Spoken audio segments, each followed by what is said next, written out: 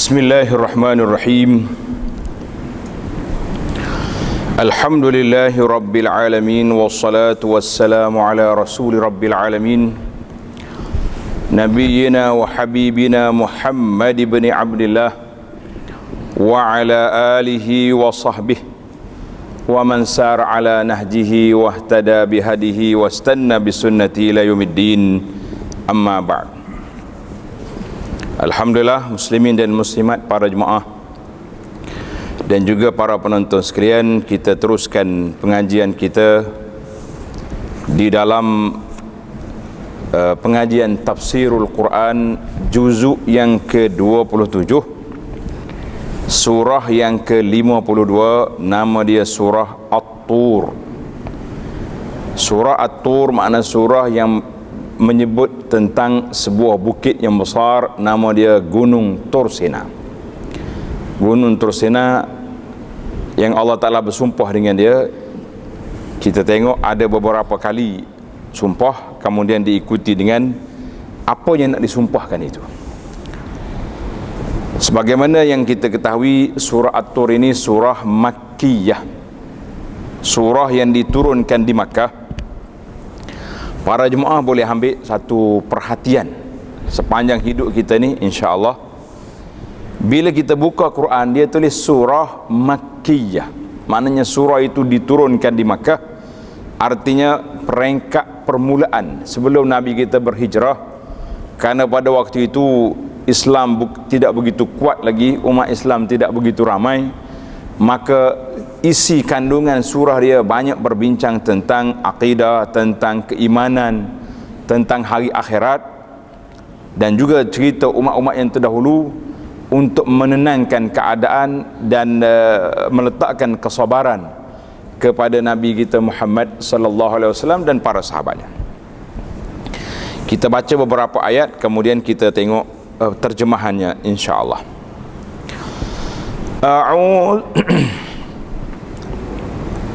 A'udzu billahi as-sami'i a'udzu bil warna jari ini.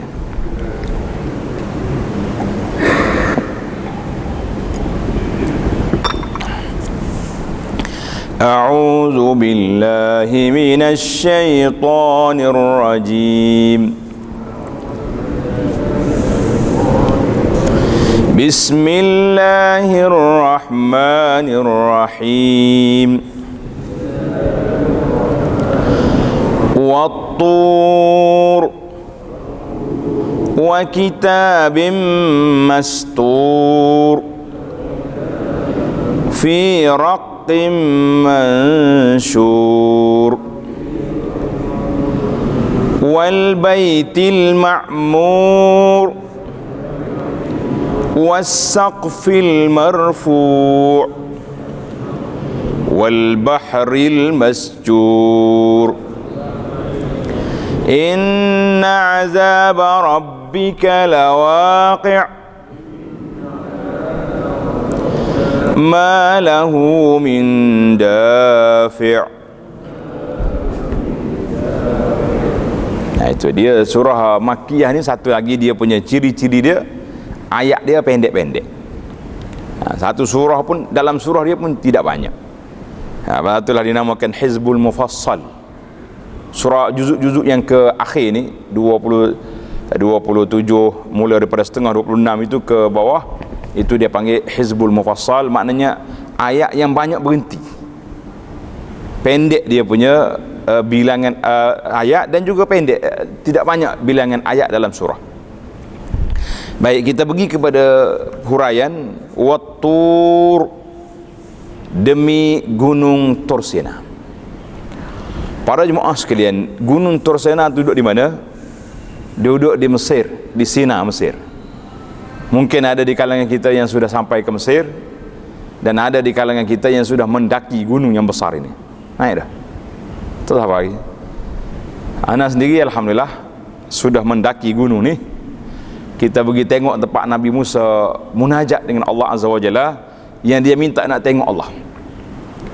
Allah kata, unzur ilal jabal fa in istaqarra makanahu fasawfa tarani.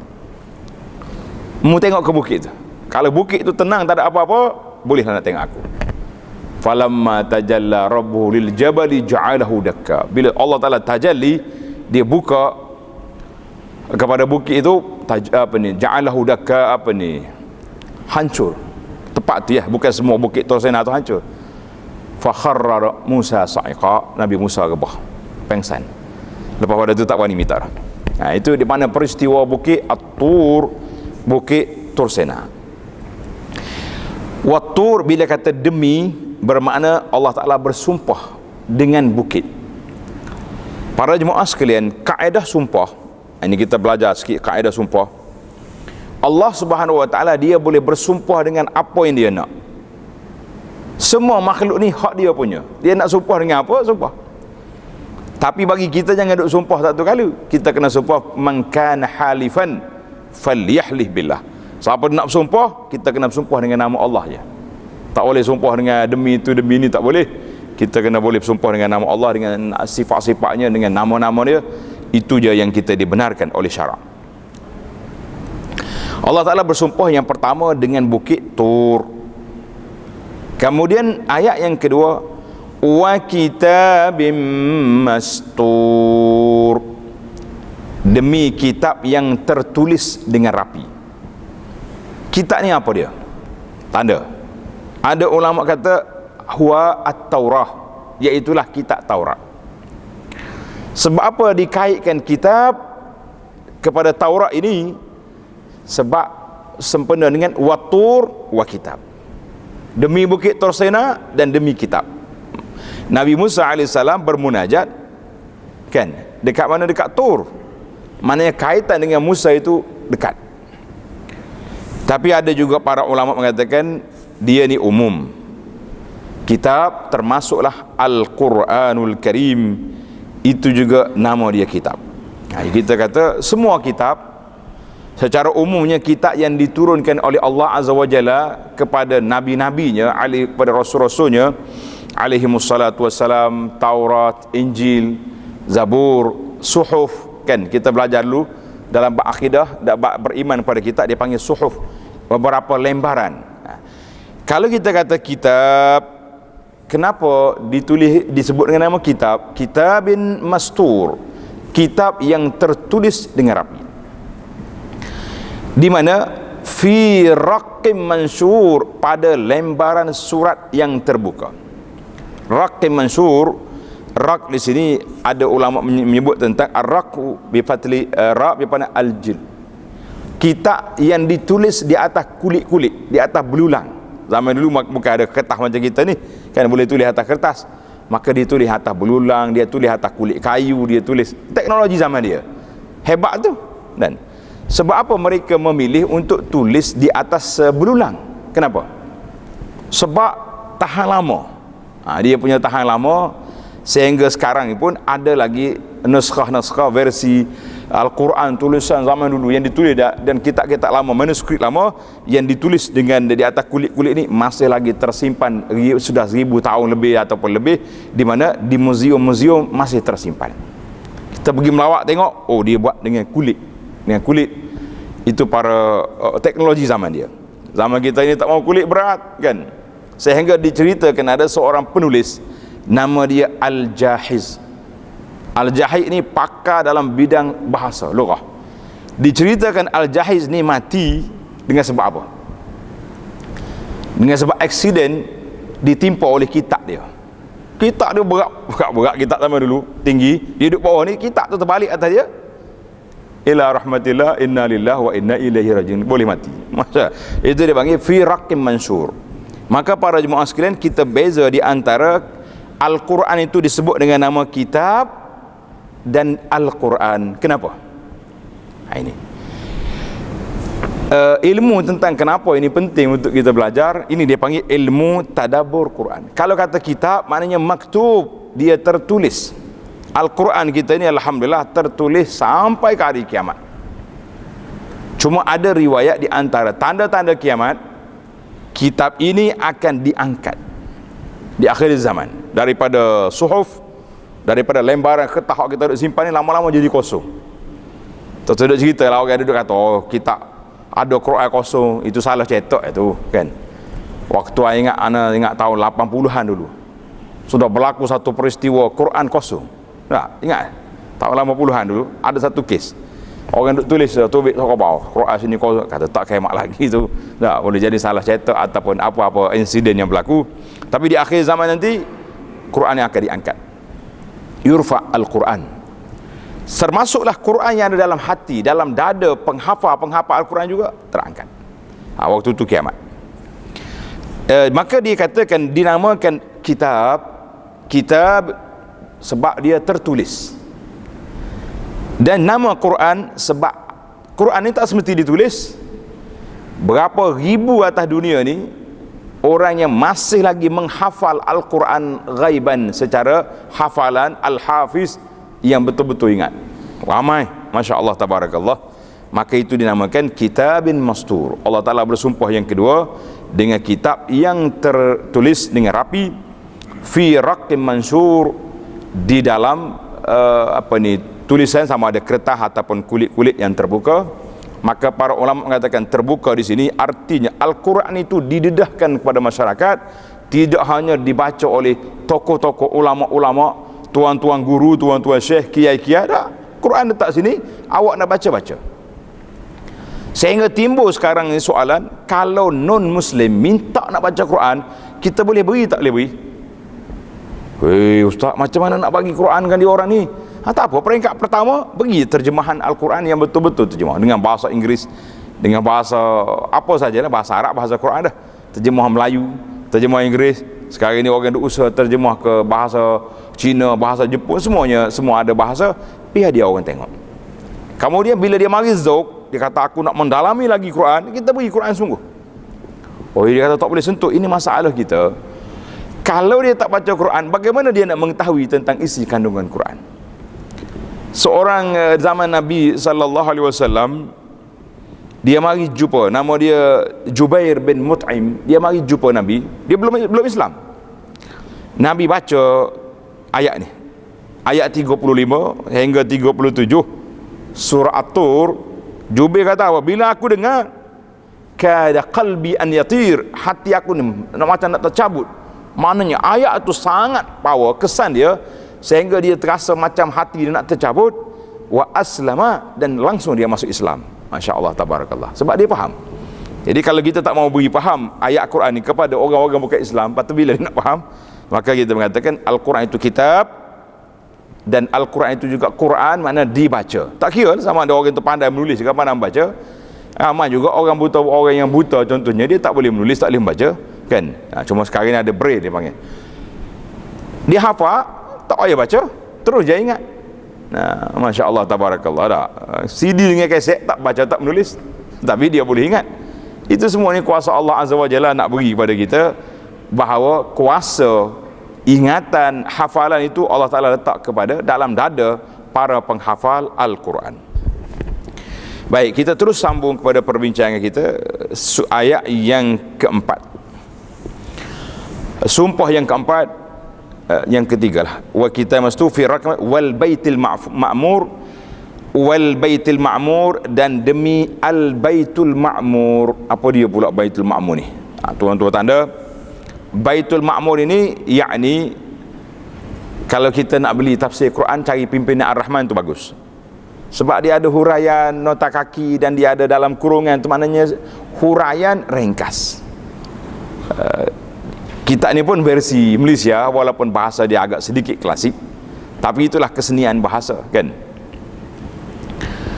Al-Baitul Ma'mur yakni rumah suci di langit, tempat malaikat yang beribadat. Ada riwayat menyebut bahawa Baitul Ma'mur terletak betul-betul di atas Baitullah, di atas Kaabah di Makkah Al-Mukarramah. Tempat ini sentiasa ma'mur dengan malaikat yang beribadat, sehingga akan dikatakan kalau kita duduk di Baitul Ma'mur, campak batu, dia akan jatuh atas Kaabah. Itu bertentangan, kita kata wallahu alam, yang itulah riwayat yang ada. Baitul Ma'mur duduk di mana? Tanda duduk di langit yang ketujuh. Baitul Ma'mur duduk di langit yang ketujuh. Dinamakan juga dengan nama Ad-Durah, Ad-Durah, Dad, Alif, raha ad-durah, sebagaimana yang ada riwayat daripada Sayyidina Ali radhiyallahu anhu.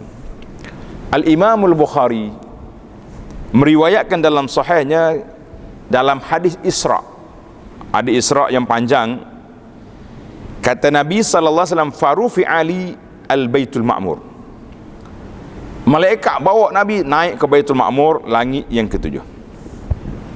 Dia tengok, Nabi tengok malaikat duk tawaf macam manusia tawaf di Kaabah.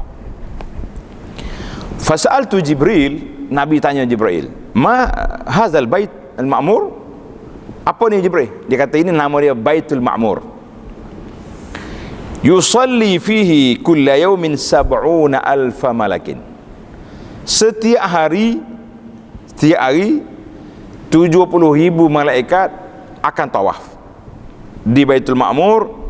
Iza kharaju lam ya'udu, bila dia keluar hari ni, bermakna kota dia sekali seumur hidup. Tuan-tuan boleh bayangkan berapa ramai malaikat setiap hari, 70,000 kota dianya sekali seumur hidup. Maknanya malaikat yang tawaf hari ni tak akan tawaf dah sampai bila-bila. Malaikat lain pula mari tawaf.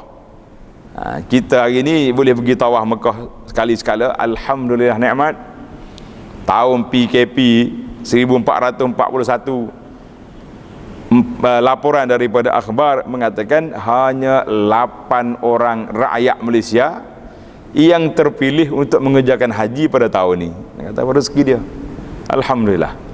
Itu pun pelajar kita di sana kata nasib baiklah dia tak lari balik, orang lain balik tak dapat, dia duduk sana dipilih nama dapat pergi haji 8 orang saja. Kita kata hani'an lahum, mudah-mudahan Allah Ta'ala kabulkan haji mereka dan haji yang telah kita lakukan semua, insya-Allah.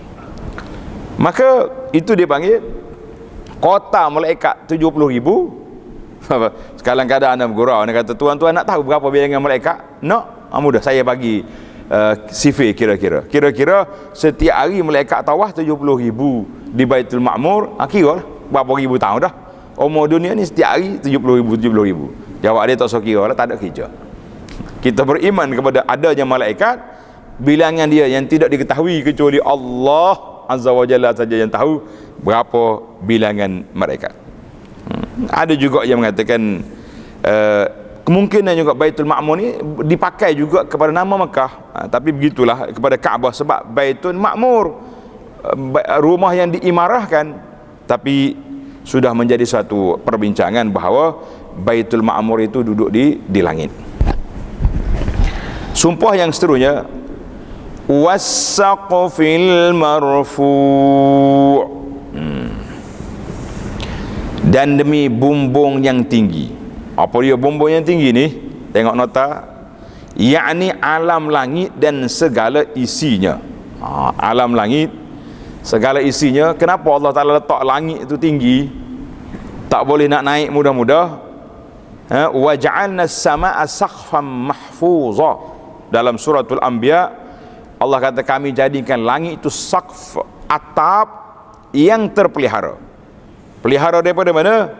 Daripada jatuh, daripada gugur, tak ada lagi. Setakat kita dengar orang kata mati, dibunuh orang sana. Sebab apa? Langit jatuh. Ada bunyi. Tak ada bunyi lagi kan? Ada ulama mengatakan Allah Ta'ala jaga dia daripada syaitan. Bila tu? Dulu sebelumnya turun wahyu ni, syaitan boleh naik. Dia naik sampai ke langit dunia ya, tapi tak naik tinggi. Tapi dia boleh mengintai dengar apa yang diucap oleh malaikat.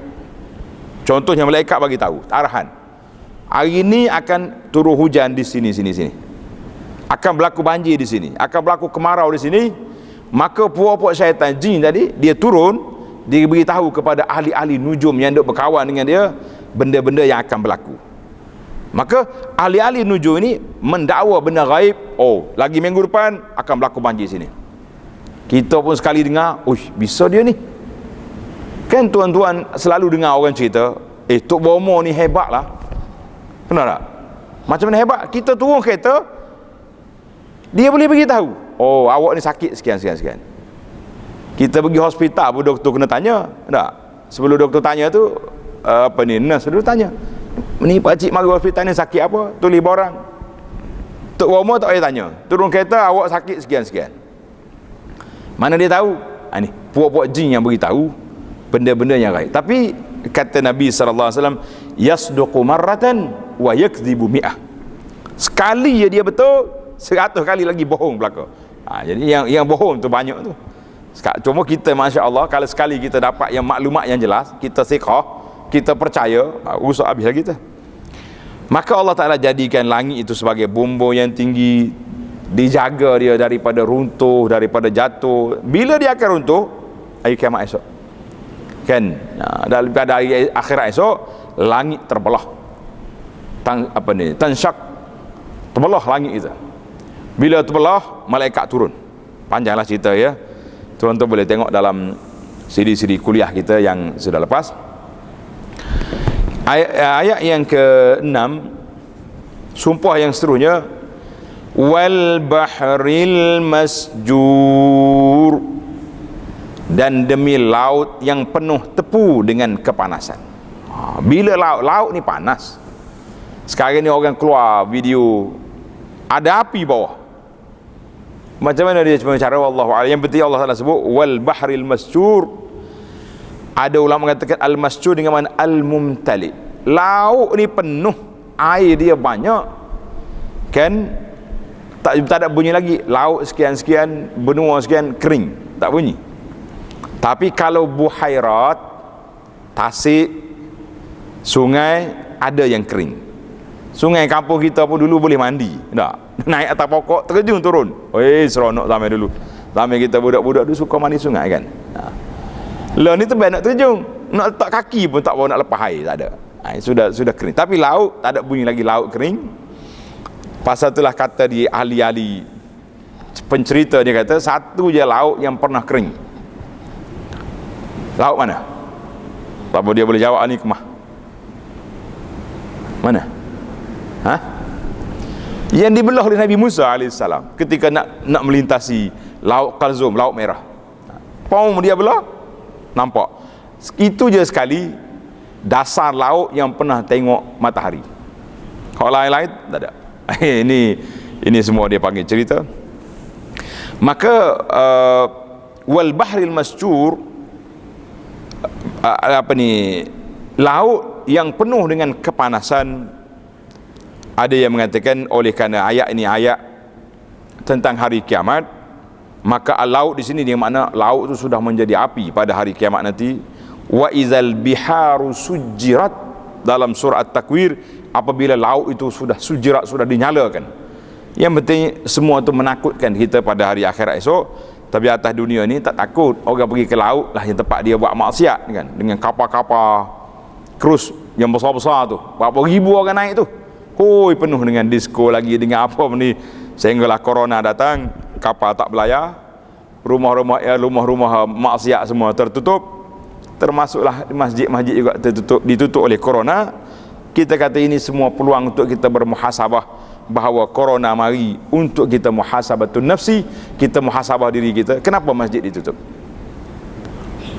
Ada orang tanya kenapa masjid tutup? Tak apalah corona mari sebut tutup tempat maksiat, kita setujulah, tapi masjid tutup juga apa? Sebab kita tidak begitu bertanggungjawab menjalankan tugas dakwah ini, sehingga tempat-tempat maksiat, tempat-tempat kemungkaran tak mampu ditutup, sehinggalah COVID-19 ataupun virus corona ini dia yang mampu tutup. Kita kata Masya Allah, tabarakallah. Itu Allah Ta'ala nak cuit kita, nak muhasabah supaya kita bermuhasabah dalam hidup kita ini. Baik, beberapa sumpah daripada awawatur wal baitul ma'mur was saqfi wal bahri, kan, sumpah-sumpah ini jawab sumpah. Tanda tuan-tuan, mana jawab sumpah dia? Jawab dianya duduk di ayat 7, ayat yang ke-8.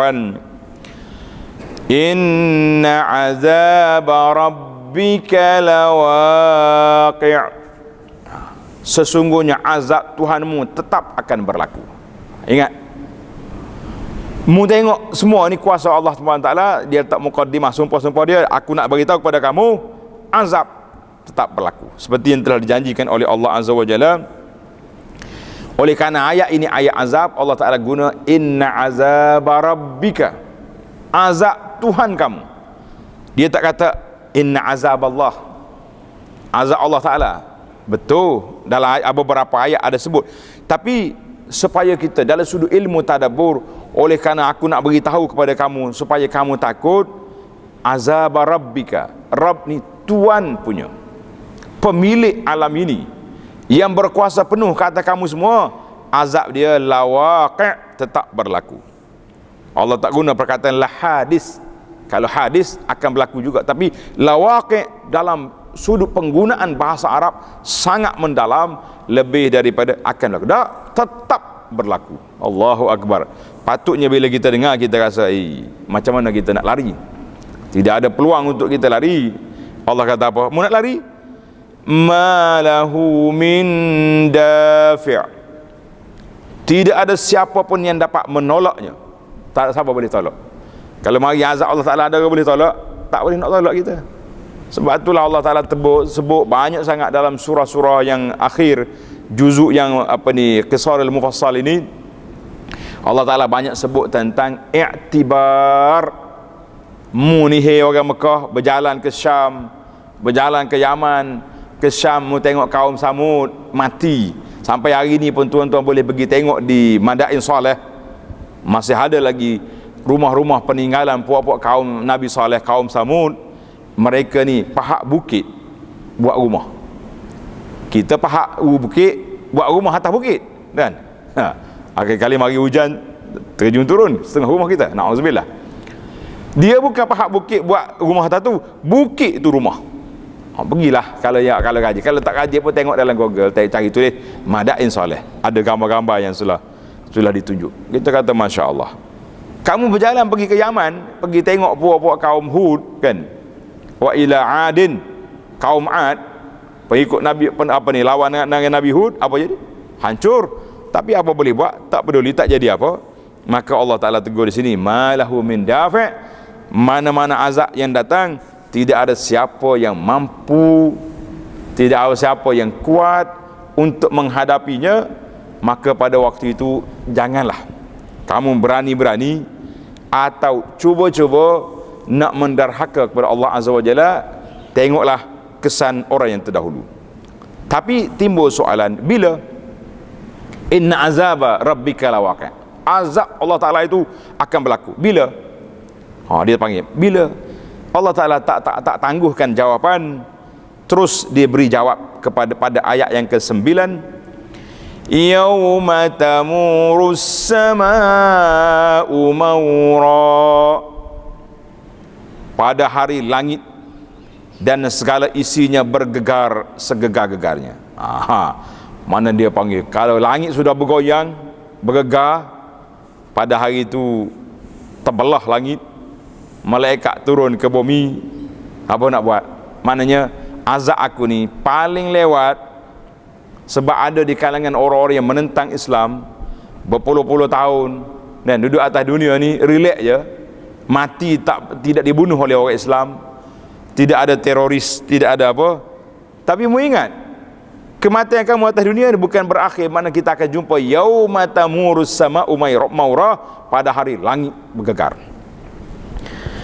Ayat yang ke-10, wa tasirul jibalu sayra, dan gunung ganang bergerak dari tempatnya dengan cara yang luar biasa. Allahu Akbar. Mu tengok bukit besar-besar terbang, kal'ihnil manfus, seperti bulu yang diterbang oleh angin. Bukit terbang. Kita ni usah bukit terbang, sekali mari angin ribut dah, atap terbang pun kita sudah cemas, tak tahu nak lari ke mana, sembunyi dalam rumah tercabut atap, nak kata apa. Ini Allah bayangkan pada hari itu, al-jibal, bukit yang terbang, bukannya sampah-sampah yang terbang. Masya Allah, tabarakallah.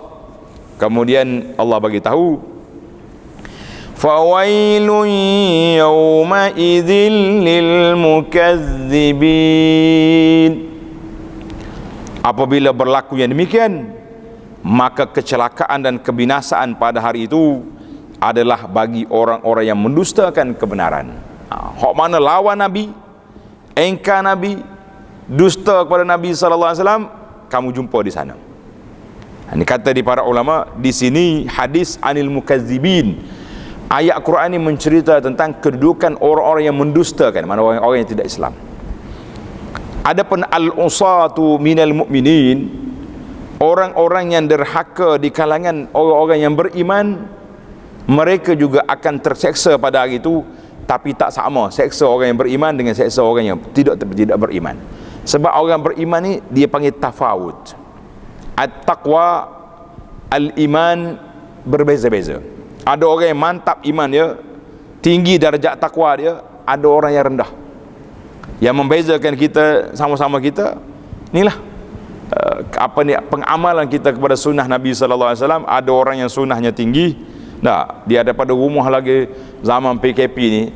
Saya buat satu khutbah, tuan-tuan tengok, PKP telah mengajar kepada kita beberapa erti sunnah yang diajarkan. Di antaranya, kita nak keluar ke masjid, ambil wuduk di rumah. Betul tak? Ambil wuduk di rumah ni satu sunnah yang dianjurkan, tapi kadang-kadang kita buat tak peduli, rugi kita. Sebab orang yang berwuduk di rumah, kemudian dia keluar daripada rumah dia dengan niat nak tuju pergi ke masjid, dalam perjalanan itu sudah dikira orang ini solat pahala dia, Masya Allah. Na'uzubillah, ataupun disebut dengan nama la samahallah. Itu pengguna orang Arab kalau kata kita, kalau ada nak berlaku benda tak baik, kita kata la samahallah, mana Allah Ta'ala tak tuliskan kita perkara ni. Orang ni keluar daripada rumah, dilanggar, naik motosikal nak pergi masjid, kena langgar, mati. Tuan-tuan boleh anggapkan dia ni mati sedang melakukan solat, sebab dia sudah berwuduk di rumah dia, dia berjalan menuju ke rumah Allah. Dalam perjalanan itu dia mati di tengah jalan. Masya Allah. Ada orang ni relax sambil-sambil nak pergi masjid, main sebatang dulu. Siapa di masjid campur kat mana, di tong sampah tak jumpa, bagi je kat mana, baru nak cari air, cari wuduk. Kita kata berbeza orang ni dengan orang yang beramal sunnah daripada awal.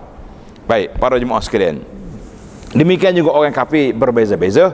Yang betul-betul kafir piau yang menentang Islam, mukazibin, dia ada kafir yang tak beriman. Satu, kafir tak beriman, non muslim tak beriman, satu kumpulan. Satu kumpulan lagi al-i'rad. I'rad ni dia tak pedulilah tengok orang, itu kerja orang Islam nak dakwah apa, peduli apa kita. Dia tak kacau kita, dia tak ganggu kita, biar. Kumpulan yang ketiga ni kumpulan al-mukazzibin. Mukazzibin ni kumpulan kafir yang paling dahsyat. Sebab dia menentang, dia mengingkari, dia membohongi apa ni, dakwah yang disampaikan oleh para nabi. Maka inilah dia kumpulan yang paling dahsyat dari tiga komponen orang-orang yang bukan Islam. Wal'iyazubillah, kita minta berlindung Allah Ta'ala min ghadabillah. Siapa dia kat kumpulan ni? Kumpulan al-mukazzibin ni, apa sifat dia? Tengok tuan-tuan tanda sifat ayat yang ke-12, alladzina hum fi khawdin yal'abun, iaitu orang-orang yang leka bermain-main dalam kesesatan. Allahu Akbar. Mereka ni leka, dia boleh menentang Islam apa yang dia tak tahu, sehingga timbul hari ni satu kumpulan nama dia Islamfobia. Dia kata orang Islam, sebenarnya dia tak tahu, dia tak pernah tanya pun tentang Islam. Walaupun negara kita ni alhamdulillah pihak kerajaan, dan kita doalah supaya Islam, agama persekutuan ini kekal. Kalau kita boleh naik lagi tinggi lagi bagus. Maknanya dibenarkan channel-channel TV, radio boleh siarkan Islam secara terbuka, ceramah-ceramah boleh disiarkan, alhamdulillah. Dan hari ini pula mari ada YouTube, ada channel-channel Facebook yang membenarkan kita dakwah. Kita kata alhamdulillah. Maknanya maklumat Islam tu sampai terbuka kepada masyarakat, tapi mereka tak peduli. Dia tak tanya pun. Di akhirat esok baru tanya, kamu member saya, awak partner saya, awak jiran saya, awak kawan sekolah saya, kenapa tak pernah satu kali kamu kemukakan Islam kepada saya? Kita nak jawab apa di akhirat esok apabila kawan-kawan kita yang bukan Islam, yang tak mengucap dua kalimah syahadah ini nak jawab apa? Tapi kalau mereka sudah mengucap, wal'iyazubillah, terjebak dengan dosa-dosa, mereka ada kunci untuk keluar daripada syurga, daripada neraka, pergi ke syurga bisyafaat, dengan pertolongan Nabi SAW, dan juga bisyafaat al-mu'minin, orang-orang mukmin boleh beri syafaat kepada sahabat-sahabat mereka, kawan-kawan mereka. Itu pun setelah dilakukan pembersihan, pemulihan di dalam neraka, wal'iyazubillah. Maka puak-puak kafir ini kerja dianya fi khawdin yal'abun, bermain-main dalam perkara-perkara yang mereka tak tahu. Duk ngaib perli Islam, hina macam-macam kan. Kadang-kadang dia masuk dalam isu-isu besar. Macam hari ini bila sebut tentang Islam membenarkan perkahwinan poligami, dia marah. Kahwin kanak-kanak yang bawah pada umur, marah juga puak-puak. Kita kata mu ni asyik duk marah ya. Cuba bila kita buat kajian, pendakwah kita kaji, rupanya kumpulan non-muslim lebih ramai daripada orang Islam yang kahwin budak-budak, kanak-kanak. Lebih dahsyat. Jadi kita jangan duduk layan dia. Maka para ulama mengatakan hikayat an-nukat, kita menceritakan orang kata-kata lawak, lucu, tetapi menghina Allah, menghina Nabi SAW, menghina Al-Quran, maka jangan dibuat lawak. Ni kita kadang-kadang orang panggil, orang buat lawak, buat benda pelik, kita buat lawak pula. Jangan, dia panggil lawak dalam agama tidak boleh. Sebab tu anda duk perhati tengok, di antara kesilapan kita para jemaah sekalian, ada benda silap. Tak, manusia ni begitulah. Kadang-kadang dia panggil over, semangat sangat. Bila orang lukis kartun hina Nabi, kan, kita tolong sebar juga. Walaupun kita maki kat situ, manusia celaka mana buat ni, tapi kenapa kamu sebarkan gambar kartun tu? Kenapa kamu sebarkan kata-kata penghinaan kepada agama itu? Bermakna kita juga share, menyebarkan benda tu. Ada orang kata, kalau kita tak sebar, macam mana orang nak tahu? Macam mana umat Islam nak bersolidariti? Tak? Macam mana kita nak lawan? Kita kata tak payah sebar-sebarkan gambar yang buruk itu. Kita padamkan gambar, kita kata dalam gambar ini ada penghinaan kepada Nabi, kita boleh hentam, boleh lawan di situ. Tapi kalau kita tukang sebar juga, bermakna kita tu memperluaskan, mempromosi kejahatan orang jahat itu terhadap Nabi kita sallallahu alaihi wasallam dan terhadap Al-Quran. Jadi hati-hati tuan-tuan, bukan semua kita boleh buat lawak, bukan semua, terutama sekali lawak yang terlibat dengan agama. Sebab itulah bila mari imam-imam entrim kan baca khutbah raya baru ni, macam-macam gambar keluar. Ada yang ambil kain penyakut, kain lansir boleh jadi tukar khutbah, ada yang kayu golf, ada yang macam-macam. Kita kata mungkin mereka dalam kejahilan terlalu teruja dapat jadi imam. Biarlah, tidak ada orang yang berniat untuk memperli. Cuma tak payahlah dipanjang-panjang jadi bahan ketawa. Bukan bahan ketawa perkara-perkara yang berkait dengan Allah, berkait dengan Rasulullah sallallahu alaihi wasallam, berkait dengan Al-Quran dan berkait agama, bukan bahan ketawa. Jadi kita kena bagi tahu kepada kaki-kaki lawak, geng-geng lawak ni, kata mu nak lawak sama mu je, jangan terlibat dengan perkara agama. Baik, kita pergi habiskan chapter ini. Allah sebut dalam ayat yang 13, yauma yud'auna ila jahannama da'a, pada hari mereka ditolak ke dalam neraka jahanam dengan penolakan yang sekasar-kasarnya. Kenapa kena tolak? Kita ni kalau nak orang nak suruh pergi tempat takut, tak pergi kita tak? Kita pergi, tak mau. Jadi malaikat mari, tendang terus masuk dalam neraka, wal'iyazubillah. Itu dia panggil ditolak dengan kasar. Siapa dia nak masuk tempat yang takut? Tolak. Ayat 14, hadhihi an-narul lati kuntum biha tukazzibun. Dikatakan kepada mereka, inilah api neraka yang dahulu kamu mendustakan. Masuk atas dunia ni, mu tak percaya, ni dia. Allahu Akbar. Ayat yang ke-15, afasihrun hadza am antum la tubsirun. Ayat ni pergi, dia pusing balik. Maka puak kafir Mekah ni asal lah, termasuklah sampai kiamat. Maka adakah ini sihir juga, sebagaimana yang kamu katakan terhadap keterangan Rasul kami dahulu? Atau kamu tidak nampak kenyataan sebagaimana kamu tidak nampak di dunia dulu akan kebenaran Rasul kami? Mana ayat ni ayat perli dalam neraka lah. Mu tengok tak, atas dunia ni Allah Ta'ala turun kepada puak kafir supaya mu ingat, ni mu duk kata Nabi dulu sihir, gila, apa lagi, penyair.